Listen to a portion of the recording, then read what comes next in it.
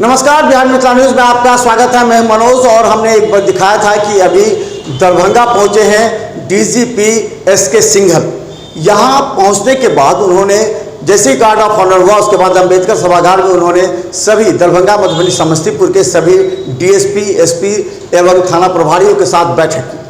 हालांकि इस बात की सूचना प्रारंभ से ही हमने दे रखी थी कि जो डीजीपी अगर दरभंगा पहुंचे हैं तो जरूर पीएफआई कनेक्शन पर वो बात करेंगे। जिस तरह ये गजवा-ए-हिंद को लेकर के पटना में 26 लोगों पर गिरफ्तारी की, तलवार लटक रही थी और वो लोग वहां से भागे थे, जिसमें दरभंगा के 3 लोग थे।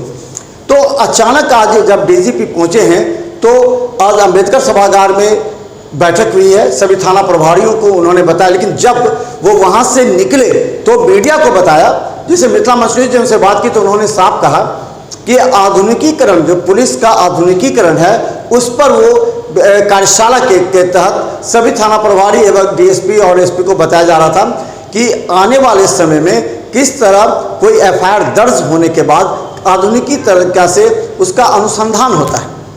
यही नहीं, उन्होंने कहा कि जो बिहार में जो पुलिसिंग है उस पुलिसिंग को और मजबूत करने के उद्देश्य से किया जा रहा है। हालांकि पीएफआई प्रकरण पर भी पत्रकारों ने सवाल पूछा कि क्या पीएफआई बिहार और खासकर दरभंगा में जिस गति से बढ़ रहा है, क्या उस पर भी रोक लगाने के उद्देश्य से आज कार्यशाला में थाना प्रभारियों को बताया गया था ताकि उसका अनुसंधान कैसे हो। उन्होंने कहा कि ये अब एटीएस और एनआईए का मामला है। अब इस पर एनआईए जो भी काम करेगी, क्योंकि दरभंगा से भी जो गिरफ्तारी हुई है और पटना से जो गिरफ्तारी हुई है वो अब उसकी जांच करिए, बिहार पुलिस के हाथ में नहीं है। बिहार पुलिस अब इस प्रकरण को एनआईए के हाथ में सौंपती है। तो लेकिन उन्होंने इस बात से इनकार नहीं किया कि यहाँ जिस तरह का माहौल उत्पन्न हुआ है उसके लेकर के भी वो प्रशिक्षण दिए हैं, उनको बताए हैं किस तरह ऐसे तत्व जो उपद्रवी तत्व हैं उसका नाम नोट किया जाए, जिनसे भविष्य में लॉ एंड ऑर्डर की समस्या उत्पन्न हो सकती है। उन लोगों पर जांच की जाए, उन लोगों को पूरी तरह वश में रखने के लिए जो पुलिसिया, जो कहा जाता है पुलिसिया जो कार्रवाई होती है, उस कार्रवाई को किया जाए। तो जैसे ही डीजीपी निकले, पत्रकारों के सवालों का जवाब देते हुए उन्होंने ये दिखाने का प्रयास किया कि वो जो बेहतर पुलिसिंग है उसको लेकर के दरभंगा आए हैं और वो थाना प्रभारी, डीएसपी, इन लोगों से इस बात को लेकर के चर्चा कर रहे हैं। लेकिन अगर सही मायने में कहें तो आने वाले समय में अगर कहें तो मुहर्रम भी है और बीच में जिस तरह का उन्माद फैला है, जिस तरह कुछ लोग हैं जो आपस में ही भाईचारा को खत्म करने का प्रयास कर रहे हैं, एक बड़े जो दंगा का रूप देने का प्रयास कर रहे हैं, उन लोगों पर कैसे अंकुश लगाया जाए। और इस बात को लेकर के उन्होंने 112 नंबर का जो जिक्र किया, 112 नंबर जो गाड़ी है जिस पे पूरी तरह जवान रहते हैं मुस्तैद और तुरंत फ़ोन करते ही आधे घंटे 1 घंटे के अंदर उनके पास पहुंच जाते हैं, उनकी समस्या का निदान करते हैं और जो अपराधिक प्रवृत्ति के लोग हैं उससे गिरफ्तारी की जाती है। तो इसके तहत जो आज डीजीपी ने किया है आप देख सकते हैं। और देखिए, हम आपको दिखाते हैं कि अब डीजीपी जब पूरे कार्यक्रम के बाद निकले हैं और जब पटना वापस लौट रहे हैं तो क्या कुछ करें। का ERSS जो है वो हमने शुरू किया है और इसके अंदर अभी लिमिटेड संसाधन जो है वो पटना को छोड़ के बाकी राज्यों में के जिलों में किए गए हैं। और माननीय मुख्यमंत्री जी का स्पष्ट निर्देश है कि इसका जो फेज़ 2 है, जिसके अंदर कि पूरे बिहार को उसी तरह के संसाधनों से कवर करना है और उसमें अच्छी से अच्छी सेवा यहाँ के नागरिकों को देनी है, वह हमें पूरा करना है और ये काम हम बहुत ही कम समय में पूरा कर लेंगे। ये जो इशू है ये बहुत सेंसिटिव इशू है और इसके अंदर बहुत सारी एजेंसीज़ जो हैं वो अपने काम कर रही हैं। इसके अंदर सूचनाओं का अभी संकलन किया जा रहा है। बहुत सी सूचनाएं जो हैं उसके अंदर जो है और हमारे देश के राज्य और कुछ बाहर के भी जो नंबर्स वगैरह मिले उस पर काम चल रहा है। वर्तमान में जो 2 केस दर्ज हुए थे, एक 12 तारीख को और एक 14 तारीख को, उन दोनों का अनुसंधान अब एनआईए कर रही है और हमारे एटीएस, हमारी डिस्ट्रिक्ट पुलिस और हमारे अन्य जो तंत्र हैं वो उनको पूर्ण रूपेण सहयोग कर रहे हैं।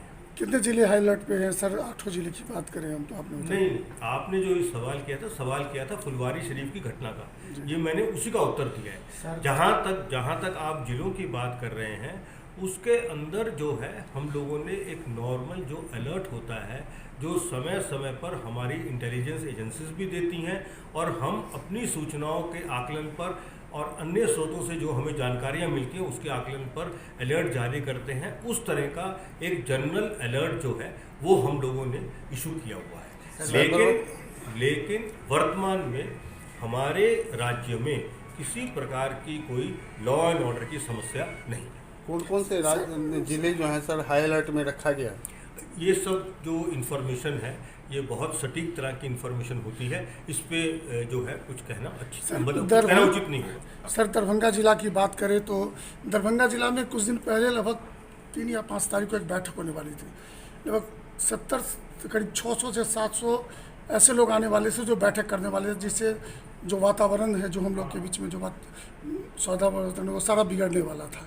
जो बिना सूचना के अगर कोई बैठक इस तरह की करती है जो कि बिना सूचना के करे या जो जिनको अधिकार प्राप्त नहीं अभी तक और बिना आदेश के अगर कोई करते हो उनके लिए क्या इस तरह का कार्रवाई की बात करेंगे? देखिए, जो भी कोई बैठक है ना उसकी परमिशन जो है वो स्थानीय प्रशासन से ली जाती है और स्थानीय प्रशासन ही फैसला करता है कि वो बैठक जो है उनको अलाउ करनी है या उनको नहीं करनी है।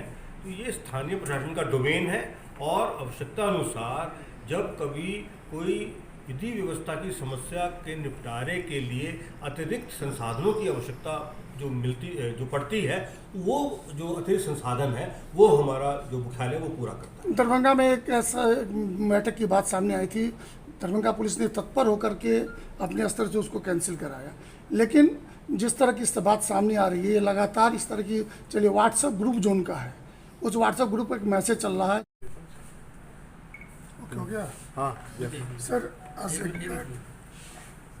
सर बैठक थी, क्या बैठक का उद्देश्य था?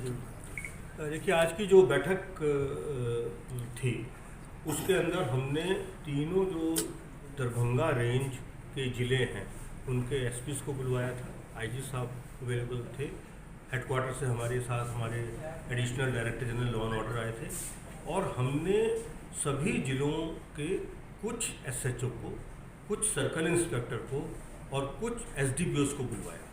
बैठक का मूल उद्देश्य ये था कि अपने अधीनस्थों की बातें सुनी जाए, यदि कोई उनको परेशानी हो रही है काम करने में या कोई दिक्कत आ रही है या वो कुछ सुझाव हमें देना चाहें, वो सारी बातें बहुत विस्तार से चर्चा में उनकी चर्चा हुई और चर्चा करने के बाद में उनको बहुत ही फोकस और सटीक डायरेक्शंस दी गई कि किस तरह से हम अपराध की स्थिति और अच्छी नियंत्रित करें और जो हमारे पेंडिंग केस हैं, पेंडिंग वारंट हैं, गिरफ्तारियों के बारे में बात हुई।